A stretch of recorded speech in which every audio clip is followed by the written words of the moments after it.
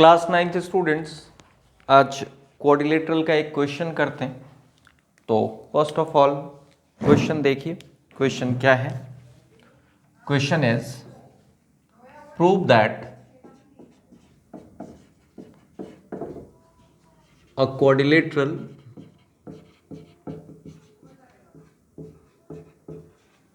is a parallelogram. A quadrilateral is a parallelogram if one pair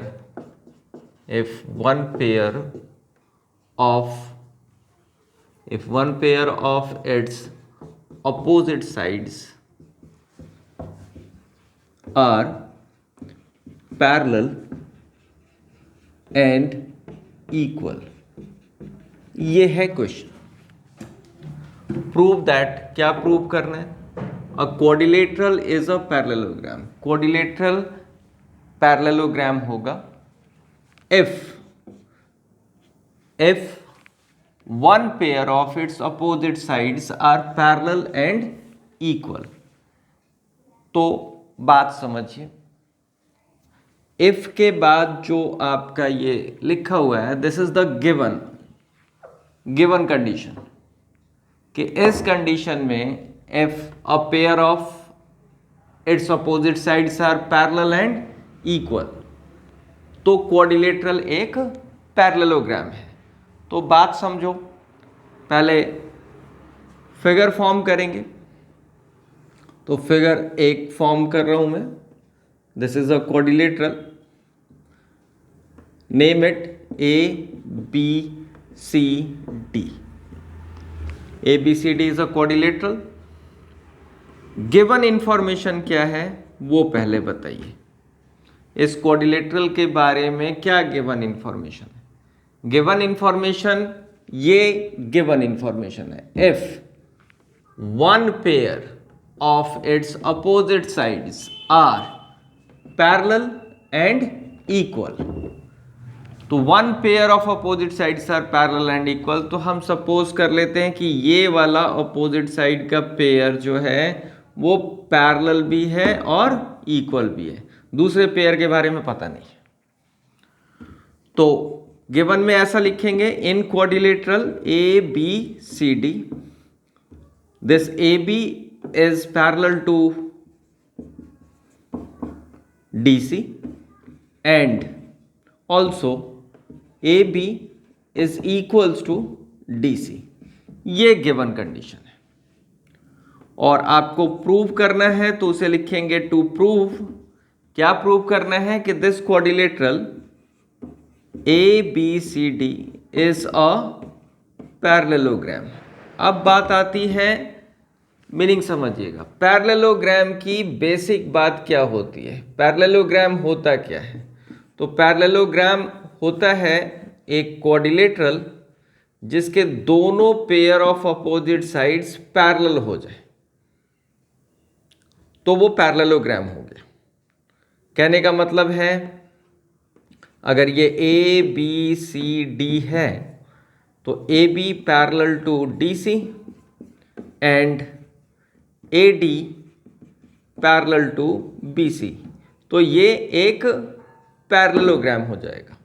अगर दोनों opposite pair of sides को आपने parallel prove कर दिया तो पैरेललोग्राम हो गया। यहाँ क्या गिवन है? यहाँ एक पेयर जो है वो पैरेलल है, दूसरा पेयर अगर हम पैरेलल प्रूव कर दें, मीन्स ये प्रूव कर दें, तो ये क्वाड्रिलेटरल पैरेललोग्राम हो जाएगा। बेसिक यही है पैरेललोग्राम का, कि opposite pair of sides are parallel. तो करें कैसे?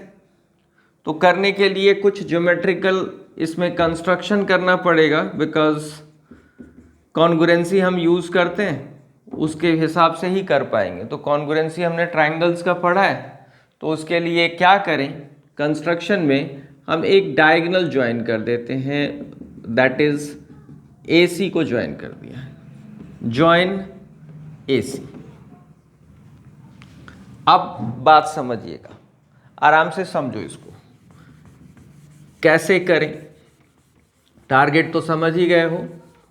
टारगेट यही है कि ये दूसरा पेयर जो AD और BC है इसको पैरेलल करना है। तो मैं एक काम करता हूं, एंगल्स की नंबरिंग कर देता हूं। ये एंगल नंबर 1, ये एंगल नंबर 2, ये एंगल नंबर 3, ये एंगल नंबर 4। ओके, आसान रहेगा इसलिए कर रहे हैं।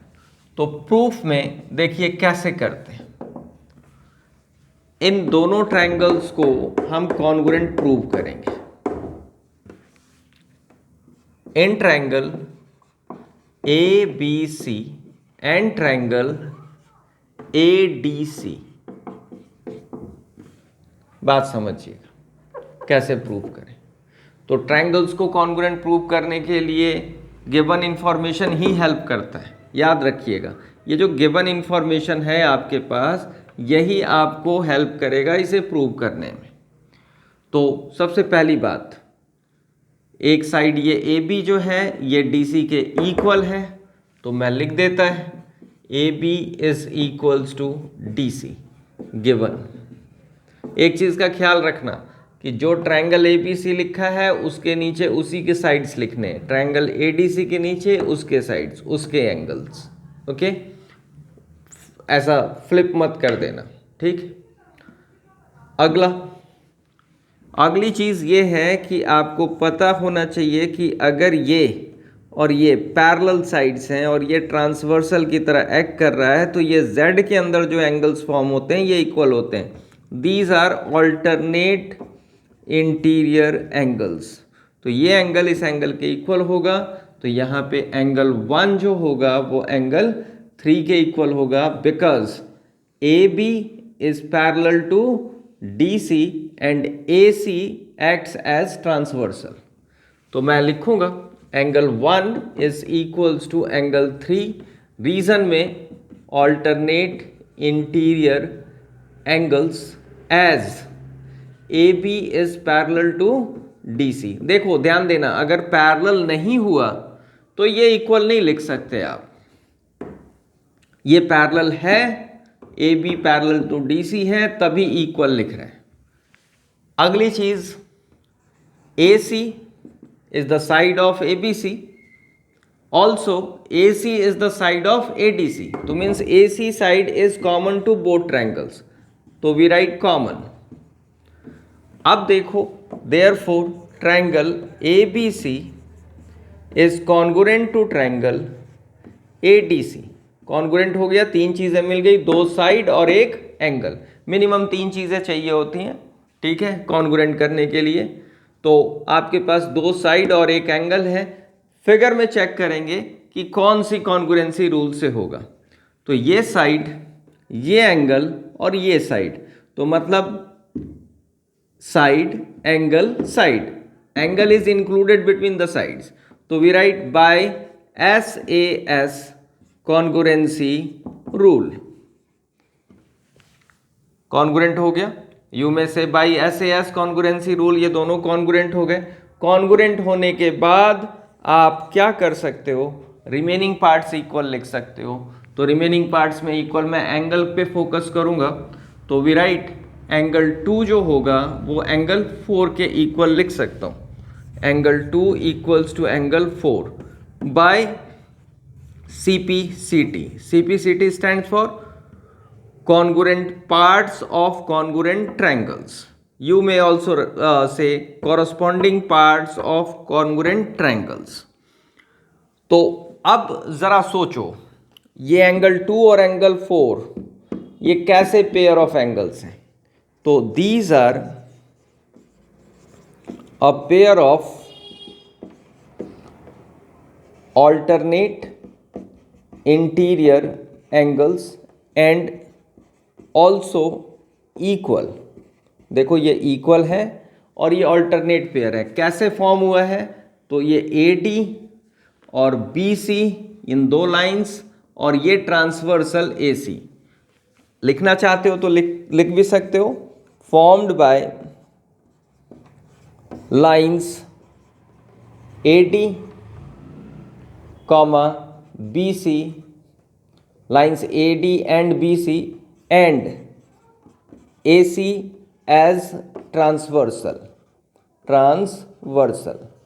तो देखो रिवर्स में जाते हैं, अगर इंटीरियर एंगल्स इक्वल हैं तो लाइंस जरूर पैरेलल होंगे, तो therefore AD is parallel to BC। यहां तक हो गया। अब ये पैरेलल हो गया तो अब आप सोच ही सकते हो कि क्वाड्रिलेटरल के दोनों pair of opposite sides parallel हैं। रीजन लिख सकते हो, since both pair of opposite sides of quadrilateral ABCD are parallel। मतलब AB parallel to DC and AD parallel to BC। तो hence क्वाड्रिलेटरल कैसा हुआ, जिसके दोनों पेयर ऑफ साइड्स पैरेलल हैं। तो हम लिख देंगे hence quadrilateral ABCD is a parallelogram. Proved.